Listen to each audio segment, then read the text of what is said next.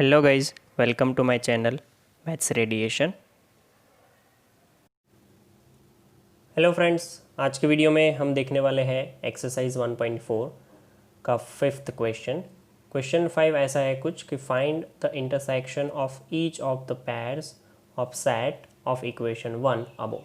सो इसलिए मैंने यहाँ पे क्वेश्चन नंबर 1 का वापस से फ़ोटो रखा है कि सेम चीज़ जो हमने यूनियन फाइंड करा था ना, इसमें देखो, इसमें इंस्ट्रक्शन है कि find the union of each of the pair, तो इसमें हमने यूनियन फाइंड करा था। बट अभी क्वेश्चन नंबर 5 में हमें क्या करना है, इंटरसेक्शन। क्वेश्चन सेम है, सिर्फ आपको इंस्ट्रक्शन चेंज कर दिए कि इसमें इंटरसेक्शन फाइंड करो। तो मैं आपको टर्न बाय टर्न कर के यहाँ पे समझा देता हूँ। So very first question is x is equal to 1 3 5 and y is equal to 1 2 3। ठीक है, ओके। तो अब देखो, अब हम क्या करने वाले हैं, इसका इंटरसेक्शन फाइंड करना है। तो you all know that intersection का साइन ऐसे होता है। तो x intersection y is equal to 1 3 5 intersection करके यहाँ पे हमें लिखना है 1 2 3।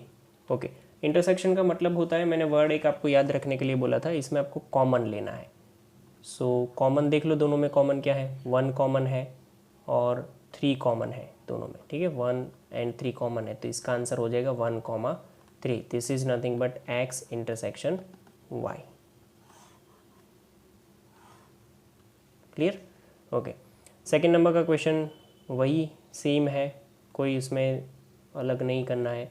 इसका इंटरसेक्शन आपको फाइंड करना है खुद से। AEIOU ABC लिखना ऐसे है, बस मैं आपको इंटरसेक्शन का आंसर बता देता हूँ कि कॉमन इसमें A है और दूसरा कुछ कॉमन है नहीं। तो इसका इंटरसेक्शन मतलब अगर हमें लिखे तो A intersection B is equal to सिर्फ A मिलेगा। अब ये आपको लिखना इसी तरीके से, आपके ऊपर छोड़ रहा हूँ।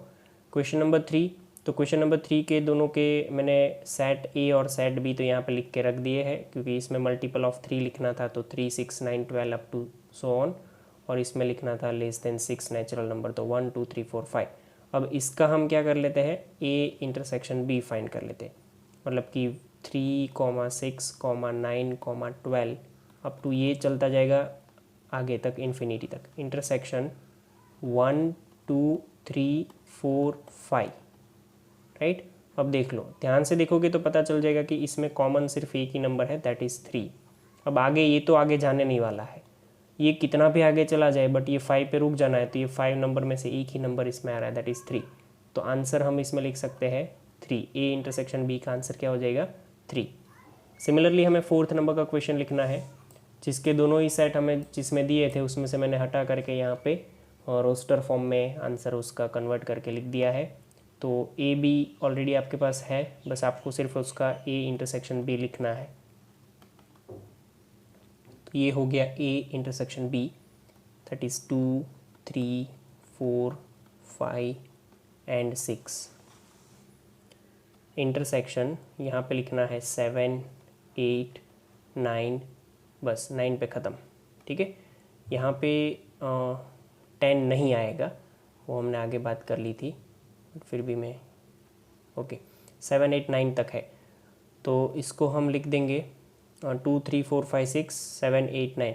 तो इसमें कोई भी एलिमेंट कॉमन नहीं है, तो या तो इसको ऐसे आंसर लिखो या फिर ऐसे लिखो, फाइन, राइट। फिफ्थ नंबर का क्वेश्चन देखते हैं। ए इंटरसेक्शन ए के अंदर ए 1 2 3 है, बी के अंदर 5 है। So what is A intersection B? तो आप सबको पता होना चाहिए इसमें भी कि इंटरसेक्शन जब भी हम 5 के साथ करते हैं तो इन दोनों में कॉमन क्या है, कुछ नहीं, तो इसका भी आंसर क्या आएगा, 5, राइट। ये भी एक प्रॉपर्टी है, आपने अगर प्रॉपर्टी वाला वीडियो देखा है तो आपको पता ही होगा, राइट। सो ये हमारा क्वेश्चन नंबर 5 हो गया। अब क्वेश्चन नंबर 6 देखते हैं।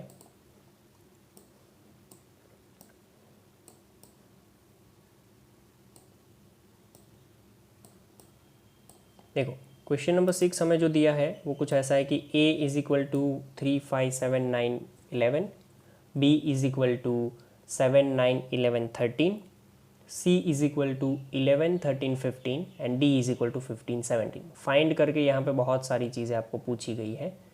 मैं आपको एक एक करके समझा देता हूँ कि कैसे फाइंड करना है। सबसे पहला जो है वो हम फाइंड करेंगे ए इंटरसेक्शन बी। कैसे करना है, क्या लिखना है, आप सबको पूरा पता है। 3, 5, 7, 9, 11 ये हो गया ए इंटरसेक्शन, उसका बी के साथ करना है 7, 9, 11, 13। अब सब जानते हैं कि इसमें कॉमन जो चीज़ है वो क्या है। पहले तो 7 कॉमन है दोनों में, फिर 9 कॉमन है एंड 11 कॉमन है। तो उन तीनों को आंसर में लिख देते हैं, मतलब कि आंसर अगर लिखे तो ये आंसर हो जाएगा हमारा 7, 9 and 11। This is my A intersection B.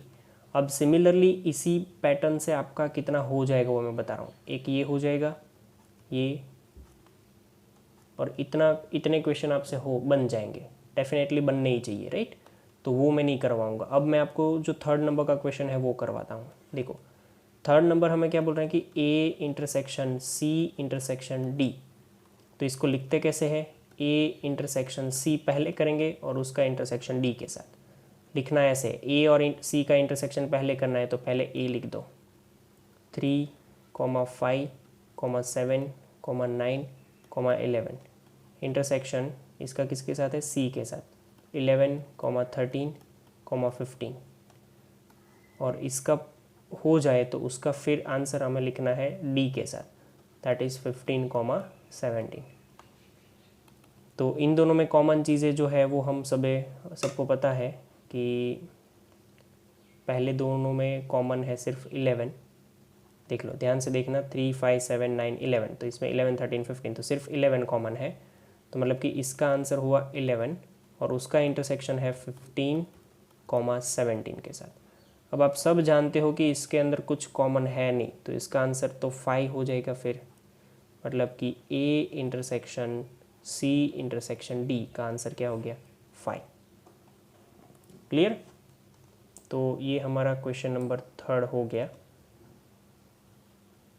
Okay ये क्वेश्चन हमारा थर्ड हो गया, मतलब 1, 2, 3, 4, 5 और ये 7 भी हो गया। 6 बाकी है, 6 वाला मैं यहाँ पे करवा देता हूँ।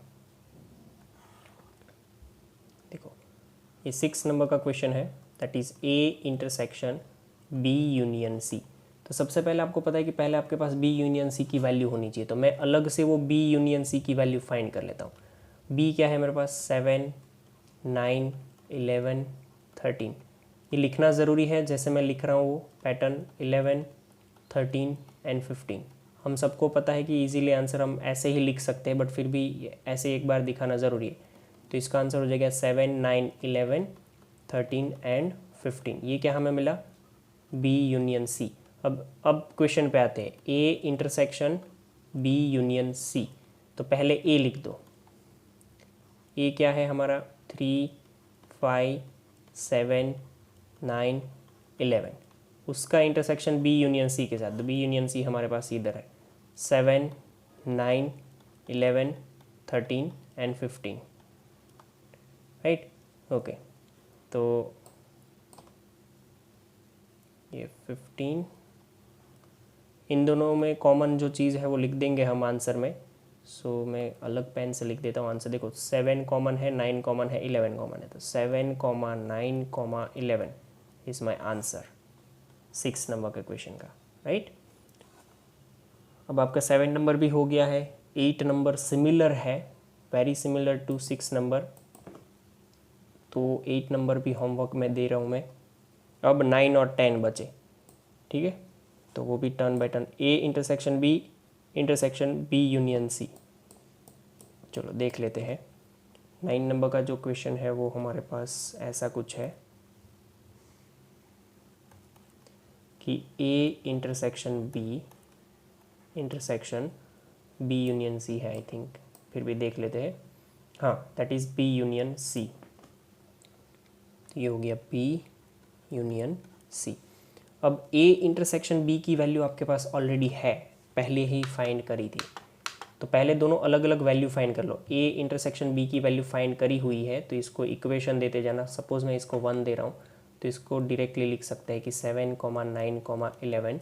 यहाँ पे रीज़न दिखा देंगे फ्रॉम इक्वेशन 1, राइट।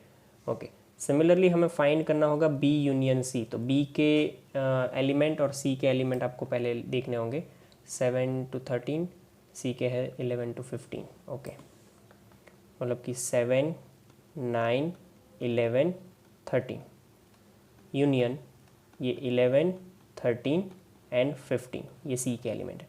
अब इनका यूनियन फाइंड करना है, ध्यान से देखना। तो ये हो जाएगा 7, 9, 11, 13 and 15। Clear? This is my B union C. अब आपके पास ए यूनियन बी भी है, बी यूनियन सी भी है, और इन दोनों के बीच में आपको करना है इंटरसेक्शन। तो यहाँ पे मैं लिख देता हूँ कि A intersection B union C. Okay, तो देखो पहले A intersection B, that is nothing but 7, 9, 11 intersection B union C, ये 7, 9, 11, 13 एंड 15। ओके, इन दोनों में कॉमन जो है वो आपको दिख रहा है easily, and that is nothing but the answer of our question, that is 7, 9 and 11। ठीक है, सो बस ऐसे ही टर्न बाय टर्न हमें करते जाना है। देयरफॉर की साइन लगानी है, जहाँ पर भी बीच में इक्वल टू आता है वहाँ पे आगे देयरफॉर की साइन लगा के आपको लिखना है। लिखने का ये जो तरीका मैं बता रहा हूँ प्रेजेंटेशन, वो आपको मेंटेन करना है बहुत ही अच्छे से। 10 नंबर का है A union D intersection B union C. I hope आपसे ये अच्छे से हो जाएगा, तो मैं उसमें नहीं जा रहा हूँ, क्योंकि आपको पहले क्या करना है, पहले ए यूनियन डी निकालो, फिर बी यूनियन सी निकालो, फिर दोनों का इंटरसेक्शन कर दो। राइट? आप लोग खुद से कर सकते हो अभी। ओके, सो अब नेक्स्ट क्वेश्चन देखते हैं, दैट इज क्वेश्चन नंबर 7।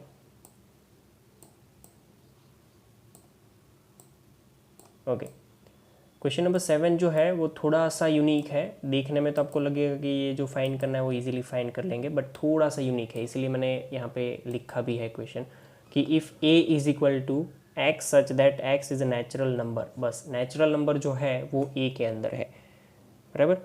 तो हम यहाँ पे लिखे कि a इज इक्वल टू में ये क्या है हमारा, x such that x is a natural number. X क्या है, नेचुरल नंबर। बी में क्या है, इवन नेचुरल नंबर है। ध्यान से समझना, अब मज़ा आने वाला है, देखना। बी के अंदर क्या है, x such that x is even natural number. Okay, C के अंदर देखो, x such that x is n, यहाँ पे n, odd natural number. Okay, और डी में क्या है हमारे पास, डी में हमारे पास है x such that x is a prime number. अब कहीं पे भी हमें है ना वैल्यू नहीं दी है कि कौन से नंबर की बात कर रहे हैं, सारे में हमें सेट बिल्डर फॉर्म दिया है। तो देखो इससे फ़ायदा क्या होने वाला है पता है, या तो आप कहाँ मिस्टेक करोगे वो मैं बता रहा हूँ। अगर इन सबको आप रोस्टर फॉर्म में कन्वर्ट करके फिर कॉमन निकालने जाओगे तो प्रॉब्लम हो जाएगी। तो इससे हम करेंगे क्या, देखो रोस्टर फॉर्म में कन्वर्ट करें बिना ही सोचते हैं एक बार। पहला क्वेश्चन है मेरा ए इंटरसेक्शन बी। ओके, ए में क्या है, x such that x is a natural number. आपको नेचुरल नंबर लिखते ही समझ में आ जाना चाहिए, 1 2 3 4 5 इन्फिनिटी तक नेचुरल नंबर। इंटरसेक्शन इसका है x such that x is an even natural number. Right? तो सोच लो अब इसका आंसर क्या होगा। इसका आंसर हम यूनिक तरीके से भी लिख सकते हैं, मतलब कि अगर आपने यहाँ पे ऐसे लिखा कि 1 2 3 4 अप टू कहाँ तक, इन्फिनिटी तक। ओके चलो ठीक है, इंटरसेक्शन 2 4 6 8 अप टू कहाँ तक, इन्फिनिटी तक। आपको पता होना चाहिए कि इन दोनों में जो ये दूसरा सेट है दैट इज़ 2 4 6 8, वो पूरा का पूरा इसके अंदर आता है। 1 2 3 4 5 इन्फिनिटी में ये तो आ ही जाएगा। तो मतलब कि आंसर अगर कॉमन लेने जाएंगे हम, तो कॉमन लेंगे तो आंसर क्या होगा, 2 4 6 8 इन्फिनिटी, यही आंसर होगा।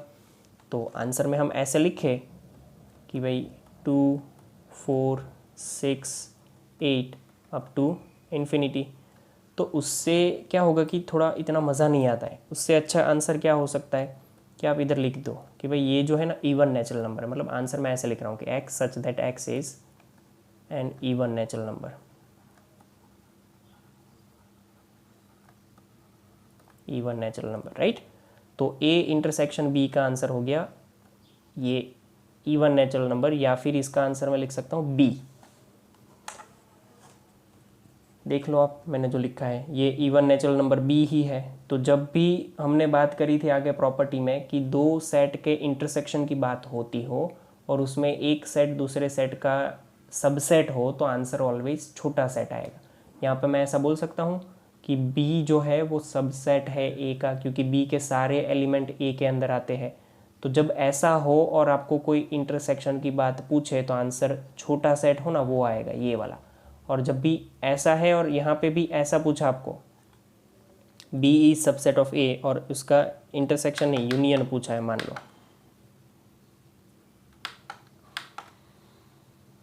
इसका यूनियन पूछा है, तो यूनियन में आंसर आता है बड़ा सेट। तो इन दोनों में बड़ा सेट कौन है, a, तो आंसर आता है बड़ा। बट ध्यान रखना ये कंडीशन होनी चाहिए, एक सेट दूसरे का सबसेट होना चाहिए तभी, अदरवाइज तो हमें ज्वाइन करना पड़ेगा, right. Okay, so similarly questions देखते हैं दूसरे भी कि देखो a इंटरसेक्शन c। अब इसका सोचो, a क्या है, नेचुरल नंबर है, x is natural number, c क्या है, ऑड नंबर। तो नेचुरल नंबर के अंदर ऑड नंबर्स आ जाते हैं, तो a इंटरसेक्शन c का आंसर क्या हो जाएगा, इनका आंसर ऑड नंबर्स ही आएंगे। ऑड नंबर्स है तो इसका आंसर हम c लिख सकते हैं। आई होप आप लोगों को समझ में आ रहा है जो भी मैं बता रहा हूँ वो। सेकेंड नंबर है a intersection c, x such that x is an natural number, intersection x such that x is an odd number। अब इन दोनों में कॉमन तो ऑड नंबर ही होगा, तो यहाँ पे हम लिख देंगे कि x such that x is an odd number। Okay, तो आंसर बेसिकली इसका हो जाएगा सी, क्योंकि इसमें भी सेम कंसेप्ट लगता है जो ऊपर लगाया है, राइट। चलो और सोचते हैं a इंटरसेक्शन d। अब नेचुरल नंबर और प्राइम नंबर में कौन कॉमन होगा, प्राइम नंबर्स, क्योंकि नेचुरल नंबर तो पूरा आ जाता है 1 से इन्फिनिटी, जबकि प्राइम नंबर स्टार्ट होता है 2, 3, 5 वैसे वगैरह करके, बराबर। तो इसका आंसर भी क्या हो जाएगा डी। मैं सिर्फ आंसर दिखा रहा हूँ आपको कि अगर आपने ऐसा किया है थर्ड नंबर में a इंटरसेक्शन d, तो a के अंदर तो 1, 2, 3, 4, 5 ऐसे करके जाएगा इन्फिनिटी तक। इंटरसेक्शन में यहाँ पे 2, 3, 5 ऐसे। देखो ऐसा लिखना थोड़ा ऑकवर्ड लगता है, इससे अच्छा मैंने क्या जो ऊपर लिखा था वो कि x such that x is natural number and intersection में x such that x is a prime number, बराबर। तो इसका इंटरसेक्शन हो जाएगा सीधा प्राइम नंबर, मतलब कि x such that x is a prime number. Okay, तो मतलब कि आंसर हो जाता है इसका डी। ओके, चलो नेक्स्ट देखते हैं। नेक्स्ट क्या है हमारे पास, सोचते हैं जरा। B intersection C, even natural number और ऑड नेचुरल नंबर। आप सब जानते हो कि दोनों में कुछ कॉमन नहीं होता है, तो सिर्फ लिखना है आपको ऐसे कि बी इंटरसेक्शन सी। बी के अंदर यहाँ पे वो सेट का पूरा फॉर्म लिखना है कि x such that x is an even natural number करके पूरा लिखना है आपको। मैं नहीं लिख रहा हूँ यहाँ पे, x such that x is an odd number, odd natural number करके लिखना है। आप सब जानते हो कि इवन नंबर और ऑड नंबर में कुछ कॉमन नहीं होता है, तो इसका आंसर होगा बी इंटरसेक्शन सी, क्या हो जाएगा 5। Clear, okay. नेक्स्ट देखते हैं। नेक्स्ट में क्या है, बी इंटरसेक्शन डी, मतलब कि इवन नेचुरल नंबर और प्राइम नंबर में कॉमन क्या है। अब ये दिमाग चलाने वाली बात होगी इसमें। देखो कि बी इंटरसेक्शन डी, बी के अंदर है x such that x is an even number, even natural number. Okay, intersection में क्या है, x such that x is an x is a prime number. Okay, तो प्राइम नंबर है और इधर इवन नंबर है। अगर आपको लिखना है तो मैं दिखा सकता हूँ कि 2, 4, 6 8 अप टू इन्फिनिटी, जबकि यहाँ पे थोड़ी पैटर्न कोई नहीं बनेगी, 2 3 5 7 11 ऐसे करके इन्फिनिटी तक, बराबर। सब जानते हो कि इवन नेचुरल नंबर और प्राइम नंबर में एक ही नंबर होता है common, that is even prime number, और वो है 2, तो इसका आंसर आएगा सिर्फ 2। ठीक है, ओके। नेक्स्ट देखते हैं, नेक्स्ट कौन सा है हमारे पास। नेक्स्ट क्वेश्चन है सी इंटरसेक्शन डी। तो सी इंटरसेक्शन डी मतलब कि ऑड नंबर है और प्राइम नंबर है। तो इसका आंसर लिखने का तरीका देखना आप, अब मैं जो समझा रहा हूँ ना वो ध्यान से समझना है आपको। इसको लिखना है तो ऐसे भी लिख सकते हैं, x such that x is N even prime number, even भी हो और प्राइम नंबर भी हो, दैट इज़ 2। इसका ऐसे लिख सकते हैं। अब अगर आपको पूछा है कि सी इंटरसेक्शन डी, तो सी में क्या है, x such that x is N odd natural number, बराबर, और उसका इंटरसेक्शन आपको डी के साथ करना है, that is x such that x is a prime number. अब प्राइम नंबर में एक को छोड़ के सारे ही ऑड होते हैं, देख लो। प्राइम नंबर, प्राइम ऑड नहीं, प्राइम नंबर, उसमें 2 को छोड़ दो इसको, तो बाकी सारे ऑड नंबर है, मतलब ये सारे नंबर ऑड नंबर में कॉमन आएंगे। तो इसको आपको मतलब लिखना है तो 1 3 5 7 9 11 ऐसे करके जाता है। इसका इंटरसेक्शन करेंगे 2 3 5 7 11 13 ऐसे। तो इसके साथ जो आएगा उसका लिखने का तरीका समझना, ना तो हम ऑड नंबर लिख सकते हैं, ना ही हम प्राइम नंबर लिख सकते हैं। तो इसमें लिखना क्या है वो समझना। अब इसका आंसर हम ऐसे लिखेंगे कि x such that x is an odd prime number, odd भी हो और प्राइम नंबर भी हो, ऐसे सारे नंबर्स इसमें आएंगे। आप लिख लो, अभी 3 लिख सकते हैं, 5 लिख सकते हैं, 7 लिख सकते हैं, 11 लिख सकते हैं, 13। अब 7 के बाद 9 वाला है, ऑड है बट प्राइम नहीं है, तो वो इसमें नहीं आएगा। तो ऑड भी हो और प्राइम नंबर भी हो, ऐसे ही सिर्फ इसमें कॉमन आएंगे, राइट। सो ऐसे इसका आंसर लिखना है। इसका आंसर आप अगर सेट के फॉर्म में लिखते हैं ना तो ऐसा आता, देखो 3 5 7 फिर 9 नहीं, फिर 11 फिर 13 ऐसे करके लिखना पड़ता। बट इसमें कोई पैटर्न नहीं बन रही, तो हम थोड़ा ऑकवर्ड लगेगा लिखने से। इससे ये ज़्यादा बेटर आइडिया देता है कि ऑड प्राइम नंबर का मतलब आप सब लोग इजीली समझ सकते हो। ठीक है, तो एक बार आराम से वीडियो देखो इसको और रिवाइज करो, पोज करो, लिखते जाओ नोट्स, एंड देन जो एक्स्ट्रा सम मैंने छोड़े हैं इसमें बाकी वो पूरे करो। ठीक है, थैंक यू। तो गाइज थैंक यू।